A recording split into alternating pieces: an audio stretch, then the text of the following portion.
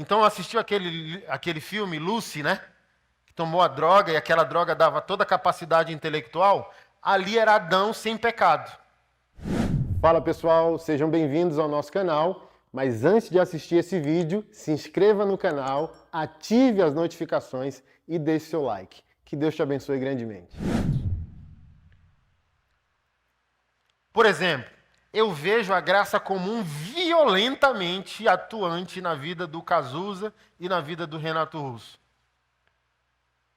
Olha o que Renato Russo cantou em uma de nossas canções. Quem roubou nossa coragem, tudo é dor, e toda dor vem do desejo de não sentirmos dor. Quem roubou nossa coragem?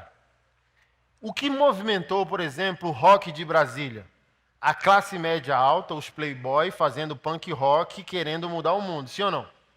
Sentimento de injustiça. Começou certo, quero fazer justiça. Mas quando esse poeta, artista, revolucionário, ele não encontra a origem de tudo, que é o Criador, ele fica perdido entre início e fim. O mundo foi criado perfeito, caiu por causa do pecado de Adão, eles não creem nisso. E o mundo só vai ser perfeito quando Jesus voltar, eles não creem nisso. Então tudo aquilo que eles estão falando está nesse limbo. É bonito, mas eu não creio que foi um Criador que fez. É sem forma, é injusto. Não pode existir um Deus de amor, sendo que o mundo é cheio de desamor. Então um cara como Renato Russo começa com o motivo certo. A coragem de que sua música, sua visão de mundo, sua visão política vai mudar alguma realidade. Mas com o passar do tempo, quando o artista, como o profeta moderno, não consegue se conectar de maneira transcendente com um Criador, com uma força maior, ele fica perdido e sua visão de mundo se volta contra ele. Por isso que ele perguntou, quem roubou nossa coragem? Aí eu digo quem roubou nossa coragem. Quando ele não encontrou fim para a música dele e o protesto dele, ele encontrou o quê? O sexo, as drogas, a autoaniquilação. Cazuza cantou, aquele garoto queria mudar o mundo. Agora assiste a tudo em cima do muro. O meu prazer agora é risco de vida. Então, tudo que eles viram encheu o coração de indignação. Ao encher o coração de indignação, cantaram mudança, cantaram protestos. Não se conectaram com o Criador. E tudo aquilo que eles viram gerou ansiedade. E a ansiedade é canalizada por meio de quê? Basicamente, droga e sexo. Se afundaram tanto, ao ponto que perderam seu sentido de vida. E do Renato, ele diz, alguém tirou a força que eu tinha? Quem roubou a minha coragem? E o Renato e o Cazuza cantando, agora eu sou inútil, eu queria mudar o mundo, agora eu tenho que assistir a tudo de cima do muro.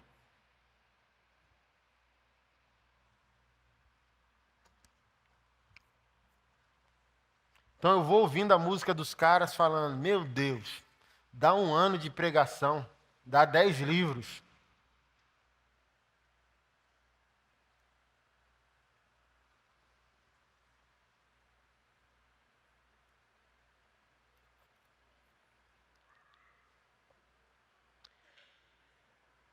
O mundo foi criado perfeito. E esse texto que nós lemos diz que o pecado entrou no mundo por meio de um homem. E por meio do pecado a morte.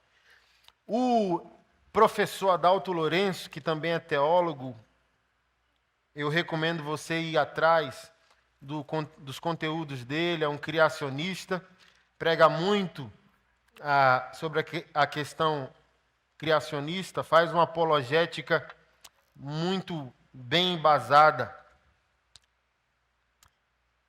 E ele afirma que em menos de 3 horas, Adão, o primeiro homem, deu nome a mais de 12 mil espécies que Deus criou.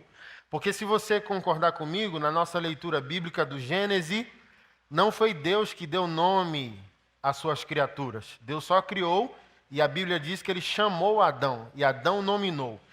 O professor Adalto Lourenço afirma que em 3 horas, Adão deu nome a mais de 12 mil espécies. Não conseguiremos. Se essa missão nos for dada, vai passar 20 anos e a gente não consegue dar nome a 12 mil espécies.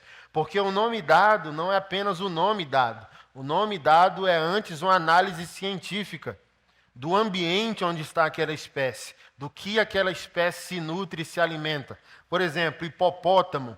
A etimologia é o cavalo que habita na água. Então Adão viu onde o animal estava, como o animal vivia, do que se alimentava e definia o nome dele. Então não é só dar o nome. Então assistiu aquele filme Lucy, né? Que tomou a droga e aquela droga dava toda a capacidade intelectual. Ali era Adão sem pecado. Deus não falava, se você prestar atenção, Deus não falava no ouvido de Adão. Primeira vez que Deus falou audível, Adão teve medo e se escondeu.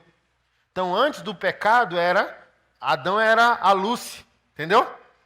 Sim, um ser tão pleno que alguns teólogos dizem que o espírito de Adão era fora dele, não dentro dele, como o nosso é. Hoje, por causa do pecado, nosso espírito está oculto. E Adão tinha o espírito evidente, resplandecente como Deus era. Então Deus sentia e aquilo era transmitido por Bluetooth espiritual imediatamente. Deus pensava, Adão pensava. Então Deus comungar com Adão não era sentar, cruzar a perna para tomar um chá. Era uma transmissão soberana e absoluta de coração para coração. E quando Adão peca e Deus pergunta onde estás, não é a pergunta pelo local geográfico, é a pergunta pelo local existencial. É assim, como se Adão, o pecado dele, fez ele arrancar o plugue. E quando ele arrancou o plugue, Deus sentiu nele mesmo que alguma coisa aconteceu com Adão e com o mundo. Então, quando Deus vai ao jardim, Deus pergunta, o que aconteceu? Sabendo já o que aconteceu. E o coitado do Adão, o ser absoluto como era, maravilhoso, pleno, inteligente, de maneira infinita.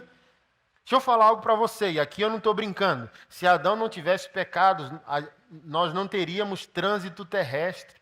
Os nossos carros voariam. Porque o máximo da intelectualidade do homem fez ele fazer um belo carro como Corolla. Se Adão não tivesse pecado, os carros não andariam, voariam. Então imagina, mundo perfeito, sem poluição, sem guerra, sem nada. Qual é o nosso problema com a música e com a política? Nós não entendemos que o plano de Deus sempre foi metropolitano. Nós achamos que a cidade é consequência do pecado de Adão. Não, Deus sempre quis uma cidade. É tanto que termina com a cidade. Apocalipse 19:21 diz que termina com a cidade. Deus sempre quis uma cidade. Cidade tem política, cidade tem economia, cidade tem família, cidade tem arte. Então a gente está atrasando a vontade de Deus quando não entende assuntos básicos como esse. A gente ia ser uma canda gospel, entendeu? Assim, ó. Ai, tô dodói, senta aqui, sentava e já... Já era.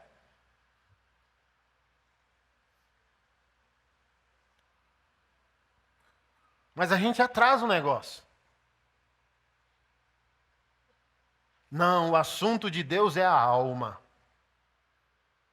Salvação da alma. E tudo da nossa vida caído. Como se a única coisa que caiu em Adão foi a alma. Não foi, só. Em Gênesis 1:30 e 31, os últimos versos do primeiro capítulo diz: E viu Deus que tudo aquilo que fez era muito bom. E eu não posso conceber que, por exemplo, a seca no sertão nordestino tem um testemunho de Deus de ser algo bom. Então a seca só existe Porque o pecado de Adão não é um pecado que diz respeito à alma dele que precisa ser salva. É um pecado estrutural que aniquila todo o cosmos. O próprio professor Adalto Lourenço afirma que uma visão que temos de uma estrela é somente o reflexo de sua morte, porque ao estarmos distante dela, anos-luz de distância, a gente diz, que estrela bonita, mas é só a poeira dela, ela já está morta. Então, quando Deus diz, olha, certamente morrerás, isso aqui é magnífico. O Adalto Lourenço ensina isso de maneira muito mais espetacular que eu. Certamente morrerás é a mesma palavra no hebraico. Não é certamente morrerás, é quando você comer, morrerás, morrerás. É o mesmo verbo usado em tempos verbais distintos. Morte imediata, morte progressiva. No dia que você comer, morrendo, morrerás. Então, que morre imediato? Imago Dei. Deus morre em nós. Porque Deus morre em nós, o que não morreria? Tudo morre. Guerra, aborto, divórcio, seca no sertão. Tudo. Todo o mal que existe no mundo só existe porque Deus morreu no ser humano e a única coisa que sobra é a graça comum. E a partir da extensão da graça comum, Deus dá a graça especial para alguns de nós. E nos chama à salvação e a possibilidade da gente refazer o seu plano primário. Por isso que Paulo diz, Cristo em vós é a esperança. Então, Cristo voltando a habitar em vocês e devolvendo para vocês a imagem de Deus, o que Deus planejou para o início volta a ser possível. Então, o onde estás é a pergunta cognitiva existencial. Assim, deixa eu colocar em termos populares para você entender. O pecado emburreceu Adão. Onde estás? Por que você ficou burro? Por que você virou homicida? Por que você virou traidor? Por que você ficou ignorante? Eu estou aqui atrás. Eu estou aqui atrás da árvore. Sou um Deus onipresente perguntando se o sujeito está atrás da árvore. Não tem sentido, sim ou não? Então, onde estás não é a pergunta geográfica, é a pergunta cognitiva existencial.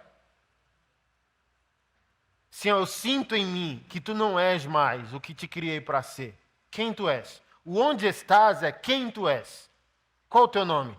Qual o sentido da tua existência? Qual a tua origem? Qual o teu destino? Quem é você? Quem é você? Por que o alto índice de suicídio entre os artistas? Por que a síndrome dos 27? E eu estou escrevendo um livro sobre isso. Porque penso eu que ao artista ter a graça comum atuando e o diabo ver que aquela graça comum está fazendo uma curva para a graça especial, o diabo deu um decreto, mate ele antes que ele descubra quem ele é. Quantos artistas que eram profetas modernos morreram aos 27? E não só músicos. Se a gente for ver, muita gente. Escultores, pintores. Na música, você pega recentemente a Amy o quê? Amy Winehouse. Amy Winehouse. Porque música para mim é velha escola, irmão. Quase não conheço a nova. Aí você pega a velha guarda. John Bonham, antigo baterista do Led Zeppelin. Jimi Hendrix. Janis Joplin. Kurt Cobain. Todo mundo com 27. Kurt Cobain era apóstolo, irmão. Aí o diabo diz, mata logo antes que descubra quem é, quem foi criado para ser.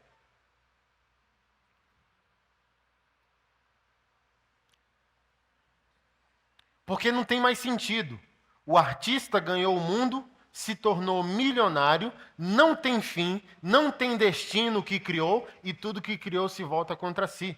Por exemplo, James Hetfield, vocalista do Metallica, estava internado por alcoolismo. O cara 20 anos de casado, pai de 3, 4 filhos, multimilionário, um patrimônio avaliado em mais de 800 milhões de dólares, dá quase mais de 4 milhões de reais, e o cara sem sentido na vida. Porque não encontrou. E eu postei no meu Instagram, ora por esse cara, moça, ainda está vivo, e Jesus pode encontrar a vida dele.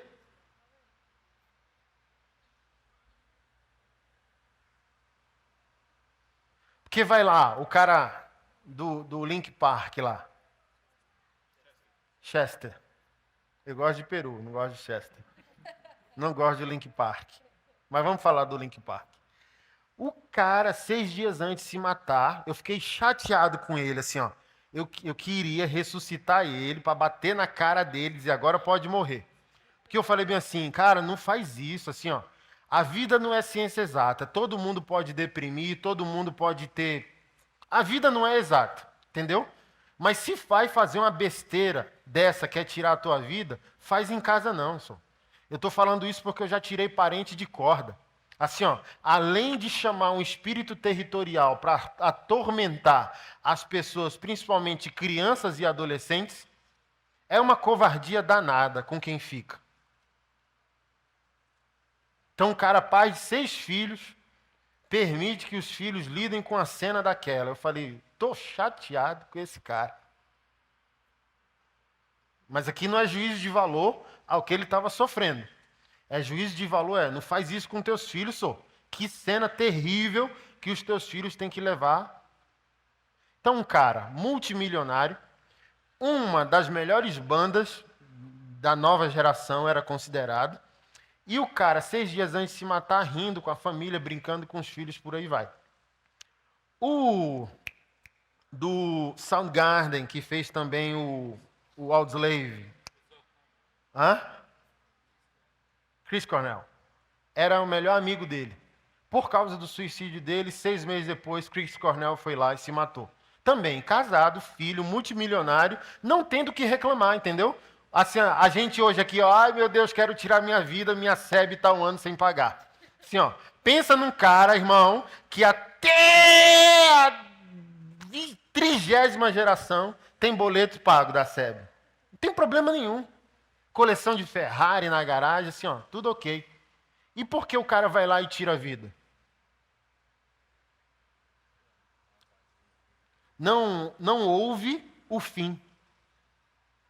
E quando não há o fim, há uma ansiedade existencial, porque não conecta com o Criador. Então é aqui que, ao invés de criar muro, viver criticando, devemos criar possibilidades.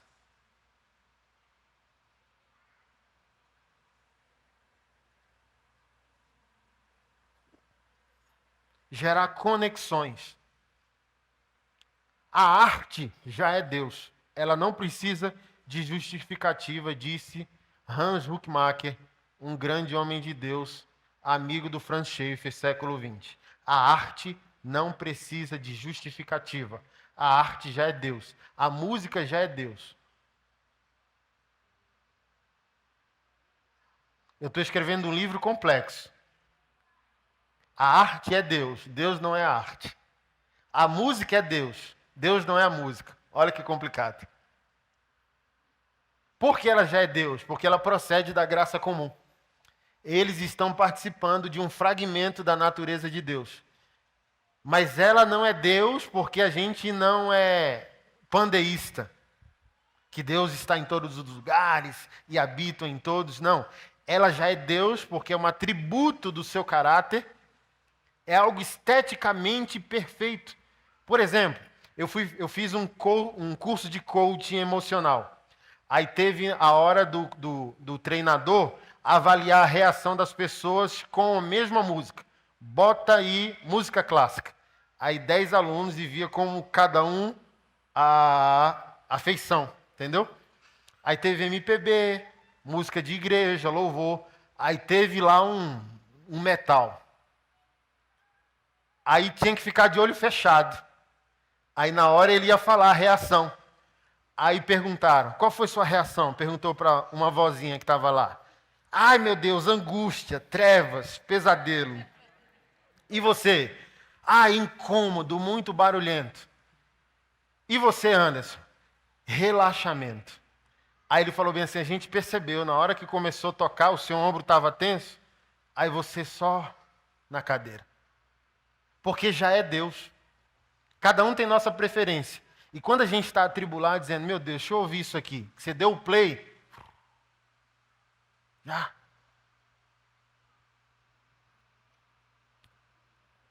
Porque aquilo que está sendo falado, ao ser bom, é terapêutico. E ao ser terapêutico, já é Deus. O fruto que não é Deus, a consequência que não é Deus, o resultado é que não glorifica a Deus. Você entende isso? Então, o que Renato Russo fez é Deus. O que não é Deus? A consequência. Porque ele não se reconectou, nem deu glória a Deus. A partir daquilo que fazia. Então, do fundo do meu coração, a gente vai pregar umas 6 pregações nesse tema de graça comum, crendo, esperando que você entenda, amadureça, que não é um assunto complexo, é só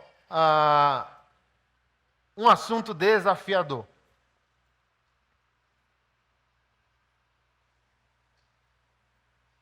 Então, por exemplo, os nossos garotos, os meus, né? Como a gente ouve muito música, eu e Keila, o menor, ele já sabe replicar todos os instrumentos, com a boca, assim, ó. Eu falei, eita ferro, sou. Mas eu falo bem assim, ó, como pai, eu não quero fazer desse menino um menino gospel. Porque, olha só, tem um guitarrista aqui no Brasil, esqueci o nome dele, crente, menino crente, pai pastor, criado na igreja, mas se envolveu com gente madura, crente, piedoso. Irmão, ele está tocando com os maiores nomes do mundo. Crente, sem negar a fé, sem perder princípios. É possível, mas é necessário uma base teológica e educacional. Mas onde não há ensino é melhor proibir. Então, quem não tem grama gosta de cerca. Mas se a igreja ensina o seu povo a ser maduro, se eu ensino hoje quem está com 20 anos que política não é o diabo, só não tem sal e luz, com 30, firme, fixo, não vai corromper. Porque, irmão, se o problema fosse um ambiente, agora eu vou encerrar criando um problemão. Ai, não pode música, porque música, o show, música à noite, música não sei o quê. Se o problema é o ambiente, por que tem pastor adulterando dentro da igreja?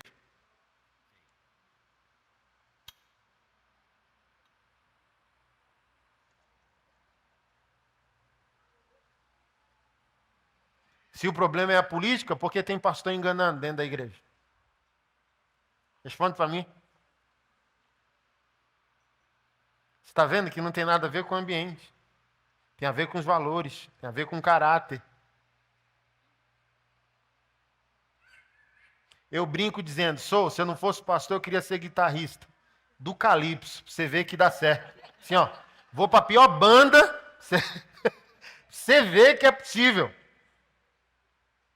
Por exemplo, um antigo ministro de louvor aqui da nossa igreja está concorrendo ao concurso lá da Band, o Jezreel, está lá. Pois vai lá e ministrava aqui.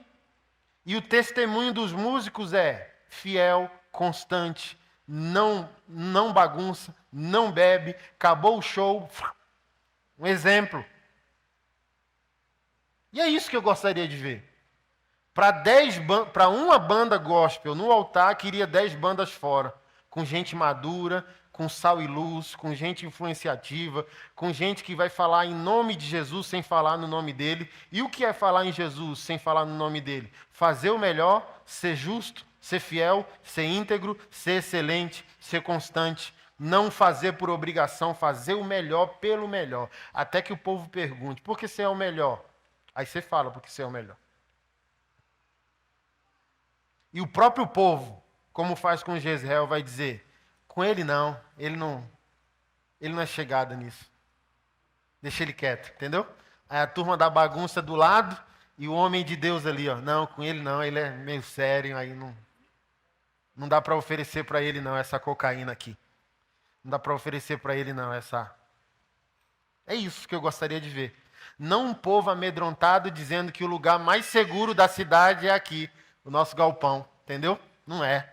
Qualquer lugar, irmão, onde Jesus for amado, até o inferno tem que frutificar. O nosso problema não é a força da cidade, o nosso problema é a fraqueza do nosso amor a Jesus. Porque é o que eu sempre digo, se o mundo pode te fazer, é que Jesus ainda não te fez. Se o mundo pode te influenciar, é porque Jesus ainda não te influenciou. É simples assim. Amém ou ai de mim? Hoje é mais ai de mim. Ai, Senhor da glória. Mas amém.